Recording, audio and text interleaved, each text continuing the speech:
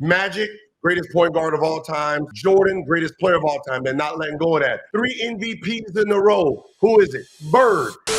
He did, but it's, Brian, they've been hating on you for 22 years. They ain't gonna stop now. Man just got his own Barbie doll and this type of shit he get.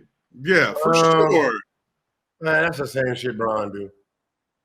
But it's different when you're the greatest player of all time. And you see why I like somebody like Dan Patrick. And I enjoyed Dan on the show today. He's a legend. He has the same outlook that I have. It's in the middle, right? You have your favorites, but you don't you try to judge everything with a clear, unbiased approach. Yeah, for sure. No, he seemed like a great dude. I went back prepping and researching for the interview, just watched all the old Sports Centers and just went back down memory lane, remembering how much Sports Center used to mean to all of us back when we didn't have all the viewing options that we have now. But how important Sports Center anchors were. Sports Center anchors and MTV VJs.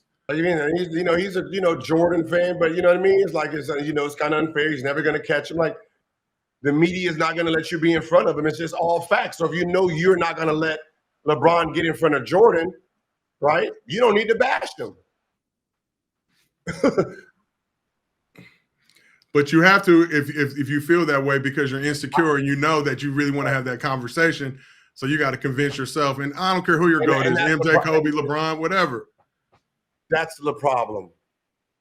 Where you're bashing him because you fear it's too close. So you need to separate it by the hate. And that's the problem, right? Yeah. I'm working on it now. I had that situation with Steph. I used to be a very well-known Steph hater back in the day, but then we did that interview with him in Baltimore.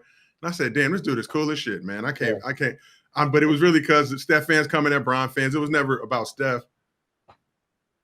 You got to take a step back and appreciate greatness. It's just now the whole debate culture is now, because there's so much negative energy towards it, it forces you to be on a side to defend. That's why, like I said, I like it better. Just tell me what's good about this person so I can tell you what's good about this person. Like, I don't need you, telling me how many championships he lost. You tell me how many your guy won. I can tell you about how many this person won. And then we can go back and forth about how good our player is. Yeah. Versus, you're a Jordan fan and you're just telling me how, you don't even talk about Jordan. You just bash how bad the other players are. And I said, what Jordan has over everyone is this. He wasn't compared to anyone. Yeah. Right?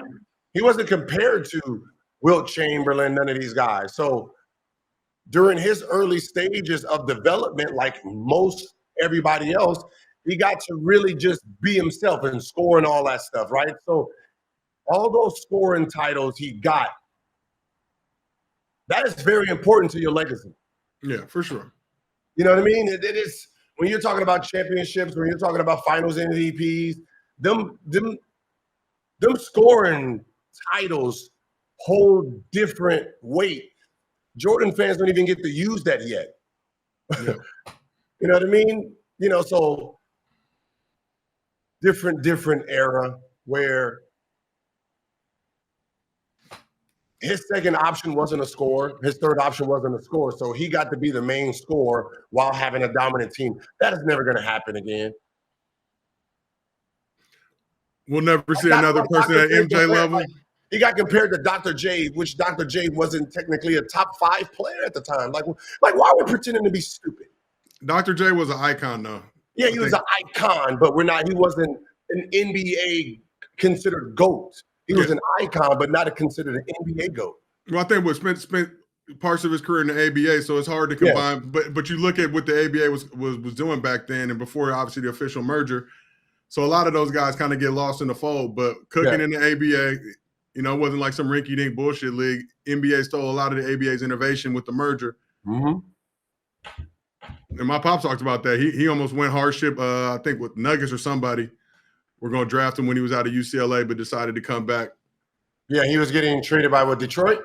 No, so Larry Brown's brother and him didn't fuck with each other because it was both leagues were going after him. I think Larry Brown's brother was trying to get him to come over to ABA. And he was about to do it. Wasn't that team going to be the Detroit? No, I think it was Denver, if I'm not mistaken. Oh. But they had him out. They had him out for the dunk contest and all that shit. I think when Dr. J went off free throw line.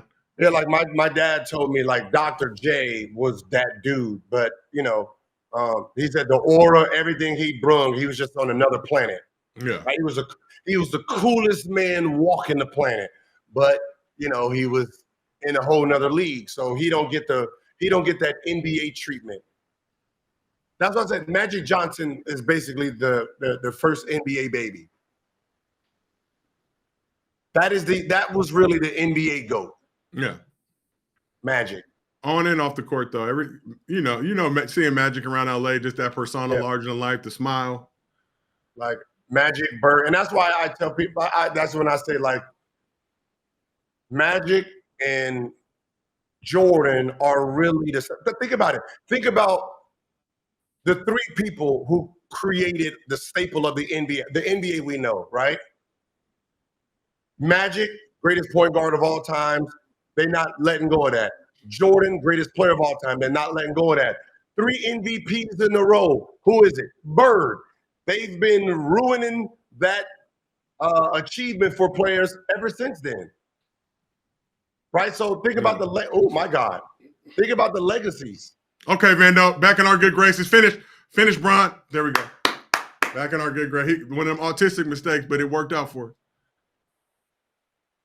No, I get a check from the Lakers, man. Man, let me, nigga, goddamn.